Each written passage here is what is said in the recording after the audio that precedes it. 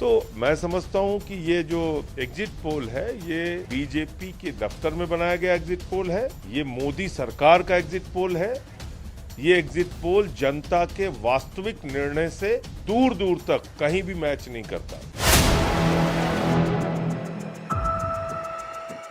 लोकसभा चुनाव 2024 का 7वें और आखिरी फेज की वोटिंग शनिवार को संपन्न हो गई। इसके बाद टीवी चैनल्स पर एग्जिट पोल के नतीजे भी सामने आने लगे।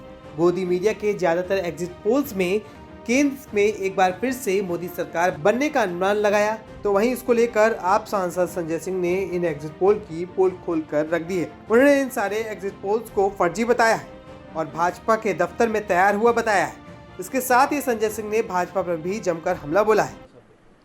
देखिए, पहली बात तो ये जो एग्जिट पोल है ये भारतीय जनता पार्टी के दफ्तर में तैयार किया गया है और जितने भी आंकड़े आप देखेंगे सारे टीवी चैनल के आंकड़े लगभग एक जैसे हैं।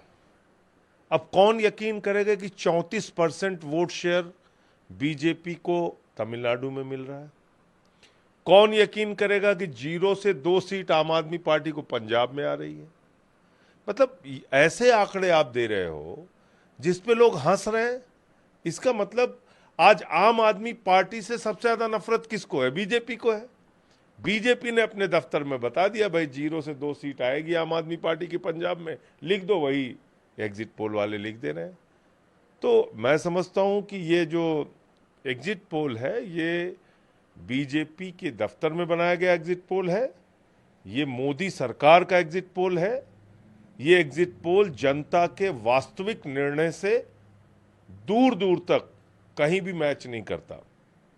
जो जनता का एग्जिट पोल है, जो अलग अलग पार्टियों के नेता आज इंडिया गठबंधन की बैठक में बैठ के बता रहे थे, जो आंकड़े उन्होंने दिए और जो हम लोगों ने जनता से सर्वे किया, 295 से ज्यादा सीटें इंडिया गठबंधन की आएंगी और इंडिया गठबंधन की सरकार बनेगी देश के अंदर। बाकी एग्जिट पोल में अभी उन्होंने किसी ने 350 दिया है, किसी ने 400 दिया है। मैं तो हैरान हूं कि सिर्फ 400 क्यों दिया? 700 सीट दे सकते थे बीजेपी को। अखंड भारत से उनकी 700 सीटें आ सकती हैं, पाकिस्तान से 100 आ जाएंगी, नेपाल से 50 आ जाएंगी, 50 अफगानिस्तान से भी मिलेंगी, 50 बांग्लादेश से मिल जाएंगी, 30-35 श्रीलंका से आएंगी, 20-25 थाईलैंड से आ जाएंगी, कुछ इंडोनेशिया से आ जाएंगी। पूरे अखंड भारत से 700 सीट दे बीजेपी को। एग्जिट पोल का मजाक बना दिया है आपने। भाई इसके पीछे की क्या वजह है? या तो आपने कोई बड़ी हेरा फेरी कर रखी है, उसको जस्टिफाई करने के लिए नंबर दिखा रहे हैं। क्या ये जो जितने भी एग्जिट पोल वाले हैं इनको जनता के नब्ज का बिल्कुल अंदाजा नहीं है? पूरे उत्तर प्रदेश में मैं गया प्रचार के दौरान, महाराष्ट्र में गया, बिहार के आंकड़े सामने, मतलब झारखंड, कहीं भी आप चले जाओ, लोगों में गुस्सा है, नाराजगी है, महंगाई को लेके, बेरोजगारी को लेके, आरक्षण और संविधान को बदलना चाहती है बीजेपी, इस बात को लेके नाराजगी थी। और आप आपके आंकड़े कह रहे हैं कि साहब नहीं नहीं, सब तो एकदम बीजेपी की चारों तरफ बल्ले बल्ले हो रही। आज कांग्रेस आवास पर एक महत्वपूर्ण बैठक थी इंडिया ब्लॉक की। अरविंद केजरीवाल, भगवंत मान, वैभव चड्ढा, मानकर 295 का वहाँ आंकड़ा निकल कर आया, 295 प्लस। ये आंकड़ा कहाँ से आया और इस आंकड़े को लेकर क्या कहेंगे? ये जितने भी नेता बैठे थे उनका जो जनता के बीच का जो सर्वे था उसके आधार पे आंकड़े बताया तो मैंने आपको कि 295 के आंकड़े इंडिया गठबंधन की बैठक में जो अलग अलग पार्टी के नेताओं ने बताए उसके हिसाब से आए सामने।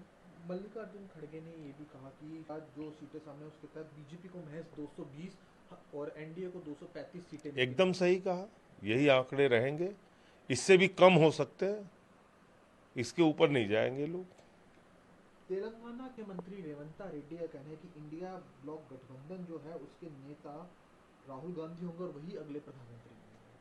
अब ये तो 4 जून का परिणाम आने दीजिए, उसके बाद तय हो जाएगा।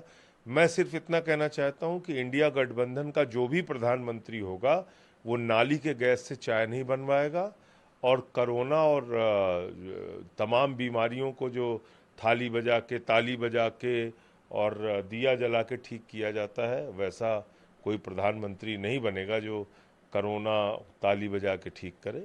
और इसके साथ साथ हमने देखा कि प्रधानमंत्री जी ने नोटबंदी करके देश को बर्बाद करके जिस तरीके से दावे कर रहे थे काला धन लाने के और तमाम पता नहीं क्या क्या झूठ बोला है उन्होंने इस देश के साथ, वो सब काम जो इंडिया गठबंधन का प्रधानमंत्री बनेगा वो नहीं करेगा। संजय जी, आखिरी दो छोटे सवाल। उत्तर पूर्व मुख्यमंत्री अखिलेश यादव ने कहा कि इस बार जो नतीजे आएंगे यूपी में उसमें समाजवादी पार्टी और इंडिया अलायंस को जीत मिलने जा रही है। चुनाव इस बार बेरोजगारी, महंगाई और सीबीआई, ईडी और इनकम टैक्स की जो गलत तरीके से रेड हुई है विपक्षी नेताओं के ऊपर, उसके अर्थक्वेक का असर अब बीजेपी पर। निश्चित रूप से, क्योंकि देखिए संविधान बदलेगी बीजेपी, आरक्षण खत्म करेगी, ये बात उत्तर प्रदेश के घर घर में पहुंची है। महंगाई और बेरोजगारी से हर परिवार त्रस्त है। तो यूपी हो, बिहार हो, नॉर्थ इंडिया हो, देश हो, हर जगह एक गुस्सा, एक नाराजगी मोदी सरकार के प्रति और बीजेपी के प्रति है। और याद रखिए, इनका जो आज का एग्जिट पोल है, ऐसा ही एग्जिट पोल बढ़ा चढ़ा के इन्होंने 2004 में दिया था। 2004 में कितना बढ़ा चढ़ा के एग्जिट पोल दिया था, इंडिया साइनिंग चारों तरफ। तो बीजेपी वाले झूठ फैलाने के मास्टर हैं और प्रोपागेंडा करने के मास्टर हैं।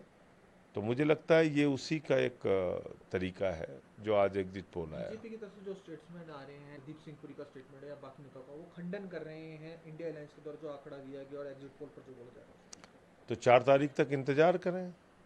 तो एग्जिट पोल जो आंकड़े आ रहे हैं उस पर फिर नाच क्यों रहे हैं, 4 तक इंतजार करें। आखिरी सवाल आपसे, दिल्ली के लोकप्रिय मुख्यमंत्री अरविंद दोबारा सरेंडर करना होगा, जो उनकी बेल याचिका थी उस पर 5 तारीख को सुनवाई होगी।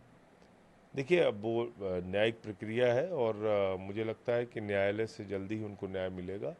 अरविंद केजरीवाल जी के मामले में ऊपर से लेकर नीचे तक एक फर्जी, बेबुनियाद मामला तैयार किया गया है, तथ्यहीन मामला तैयार किया गया है, कोई सबूत उनके खिलाफ नहीं है और मुझे लगता है कि जल्द ही उनको न्यायालय से न्याय मिलेगा, रेगुलर बेल मिलेगी। गौरतलब है कि लोकसभा चुनाव के नतीजे 4 जून को सामने आएंगे, तब पता चलेगा कि कौन बाजी मारता है। तब तक बने रहिए 4PM के साथ।